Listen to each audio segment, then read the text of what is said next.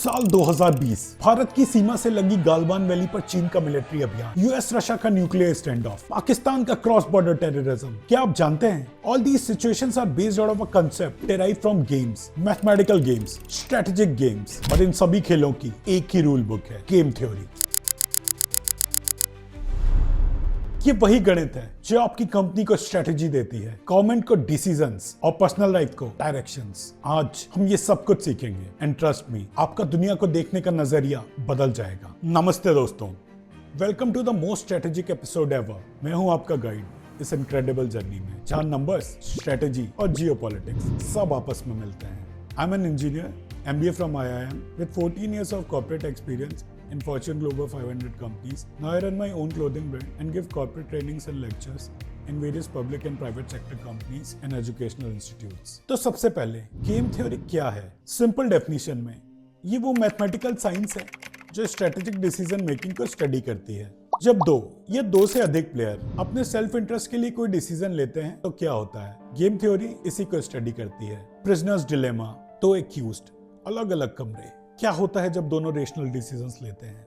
Nash equilibrium, वो magical point जहां कोई अपनी स्ट्रेटेजी चेंज नहीं कर सकता। जियोपॉलिटिकल इंपैक्ट, कैसे इस कंसेप्ट ने India China relations, US Russia conflicts और पाकिस्तान टेंशंस को शेप किया है। इस वीडियो के बाद आप सीख जाएंगे गेम थ्योरी के फंडामेंटल्स और real world applications. Nash equilibrium क्यों है मोस्ट इंपोर्टेंट कंसेप्ट? एक्सेलरोड्स एक्सपेरिमेंट से दुनिया ने क्या सीखा? जियोपॉलिटिकल सिनेरियोज, इंडिया ने यूएस और चाइना डिप्लोमेटिक रिलेशंस में क्या गलत किया? गेम थ्योरी को अपने करियर और रिलेशनशिप्स में कैसे अप्लाई करें? एंड लास्ट 5 एक्शनेबल स्ट्रेटजीज जो बदलेंगे आपका माइंडसेट। तो चलिए शुरू करते हैं इस फैसिनेटिंग जर्नी को। गेम थ्योरी सीखने से पहले एक क्रूशियल बात समझते हैं। याद करिए वो मैथ्स की 9th-10th की प्रॉब्लम जब हमें कुछ assumptions लेने पड़ते थे, like x axis represents the horizontal position और y axis represents the vertical position. So let's make few assumptions here as well to understand the game theory better. Let's assume आप एक player हो, आपका परिवार player, आपकी company player, US, India, Russia, Pakistan, China सब strategic players. तो फिर game क्या है? जहां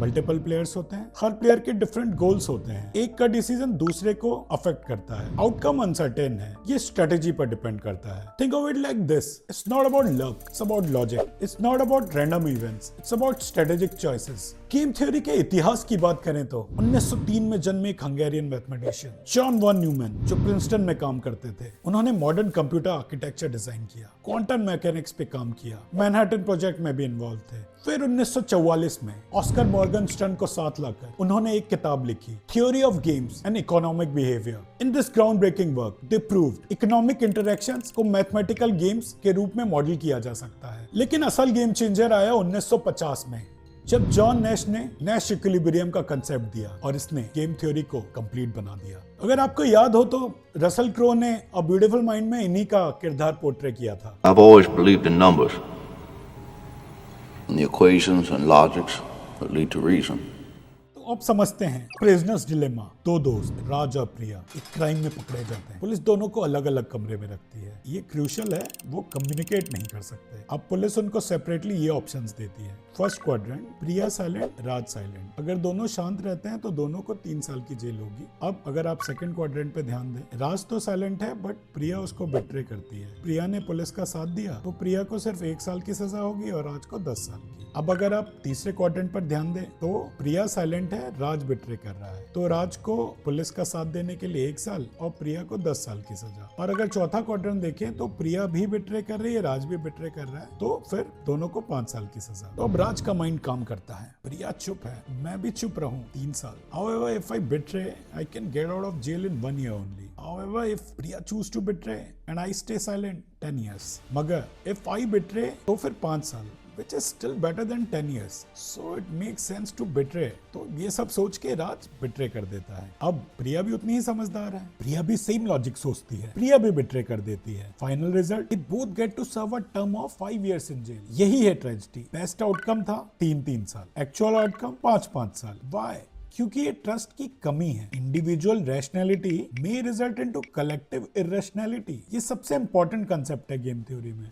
अब एक रियल वर्ल्ड का एग्जांपल लेते हैं। यूएस रशिया का कोल्ड वॉर साल 1960 से 1980 तक के दौरान करीब ये चला। दोनों सुपर पावर्स थे, दोनों के पास न्यूक्लियर वेपन्स थे। यूएस की थिंकिंग, रशिया को अटैक करने की कैपेबिलिटी तो है, हमें ज्यादा से ज्यादा वॉरहेड चाहिए। रशिया की थिंकिंग, यूएस भी अटैक कर सकता है, हमें भी ज्यादा वॉरहेड चाहिए। Result, nuclear arms race. दोनों कंट्रीज ने कंबाइंड 40,000 से ज्यादा न्यूक्लियर वेपन्स बनाए। Cost 10 trillion USD. आज की डेट की नहीं, आज से 45 साल पहले एट इट्स पीक अर्थ को 100 टाइम डिस्ट्रॉय कर सकते थे। सेम प्रिजनर्स डिलेमा है। Finite versus infinite games. Finite games या फिर जीरो सम, एक ऐसा गेम जहां फिक्स्ड रिसोर्सेज होते हैं, एक की जीत दूसरे की हार, clear winner and clear loser. उदाहरण के तौर पे क्रिकेट फाइनाइट क्यों है? जो गेम जीतेगा उसे ट्रॉफी मिलेगी। विनर को क्या मिलता है? Victory, money, ranking. एक और एग्जांपल लिया जाए तो फुटबॉल फाइनाइट क्यों है? 90 मिनट का खेल है, विनर को क्या मिलेगा? जीत और साथ में trophy. In cricket, if India wins Pakistan loses तो total points remain zero sum. अब अगर बात करें इनफाइनाइट गेम्स की, एक ऐसा गेम जहां गेम कभी खत्म ही नहीं होता, कोई फाइनल विनर नहीं है, गोल कंटिन्यूअसली इवॉल्व करते हैं। उदाहरण के तौर पे सबसे पहले जियोपॉलिटिक्स का एग्जांपल लेते हैं। अब इनफाइनाइट क्यों है?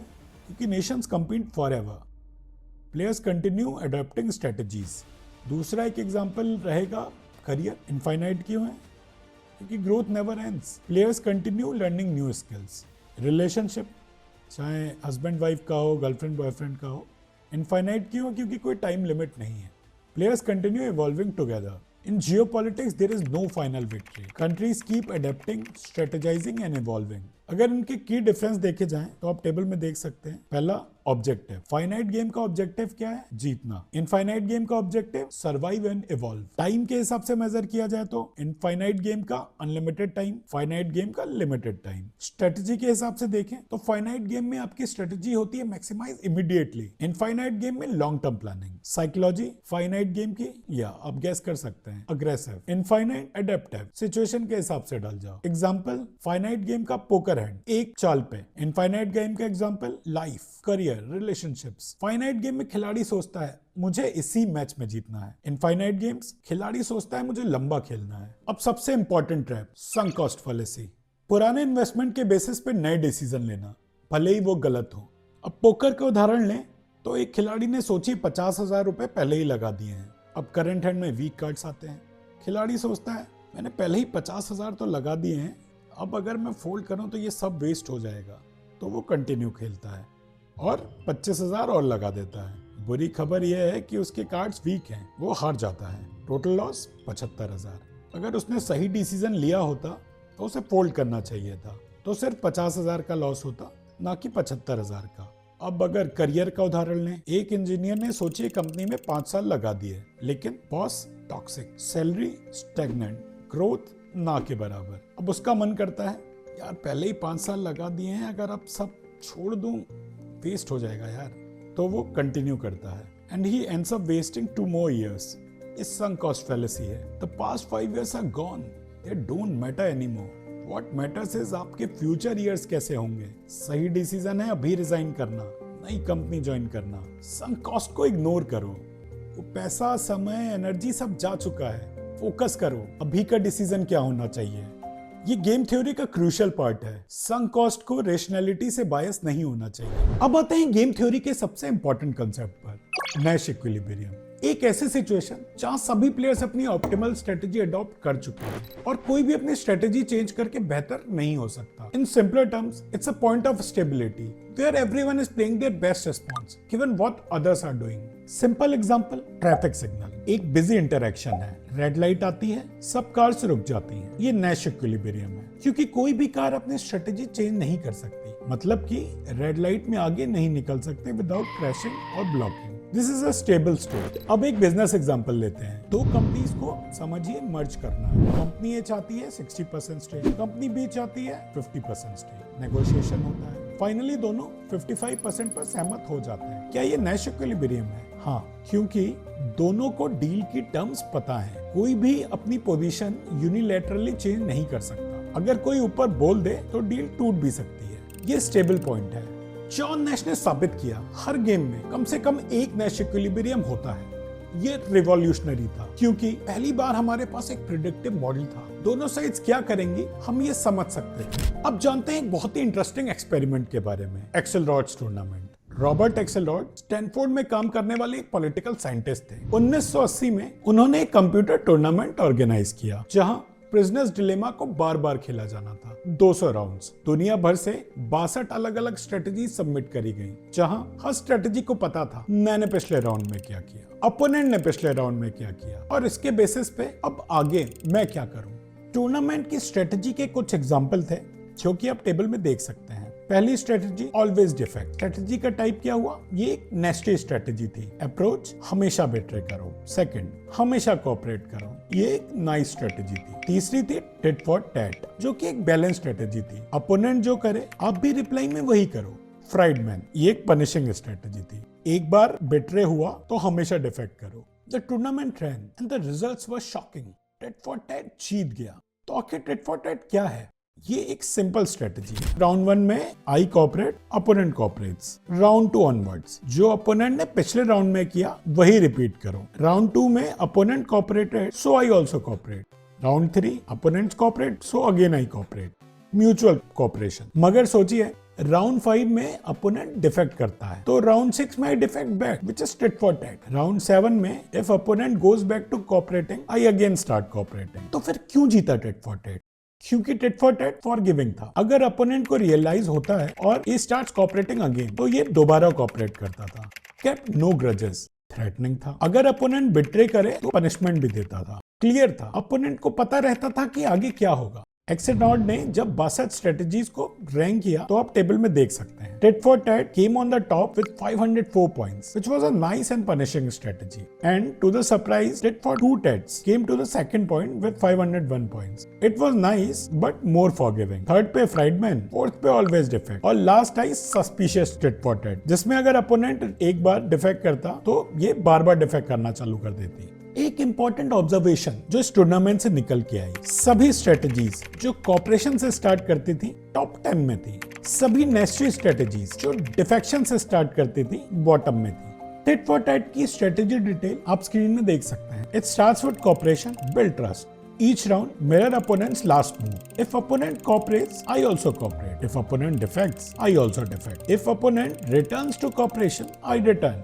Repeat. सोचने की बात यह है, why was this optimal? As it was not exploitable. अगर कोई tit for tat को cheat करे तो retaliation मिलेगा. At the same time, not vindictive. If opponent realize their actions and decide to cooperate again, तो दोबारा trust कर लेता था. Clear communication. Opponent को पता रहता है कि rules क्या है. Reciprocal. बेनिफिट म्यूचुअल है। अब कुछ रियल वर्ल्ड के एप्लीकेशंस देखते हैं, जैसे कि एक बिजनेस पार्टनरशिप में tit for TET strategy, trust लेकिन वेरीफाई कर। पहली ट्रांजैक्शन में कोऑपरेट करो, अगर पार्टनर भी कोऑपरेट करे रिलेशनशिप को ग्रो करो, अगर चीट करे उस केस में पनिश करो, अगली ट्रांजैक्शन में थोड़ा स्ट्रिक्ट हो जाओ, अगर सॉरी देखे तो फिर फॉरगिव भी कर दो।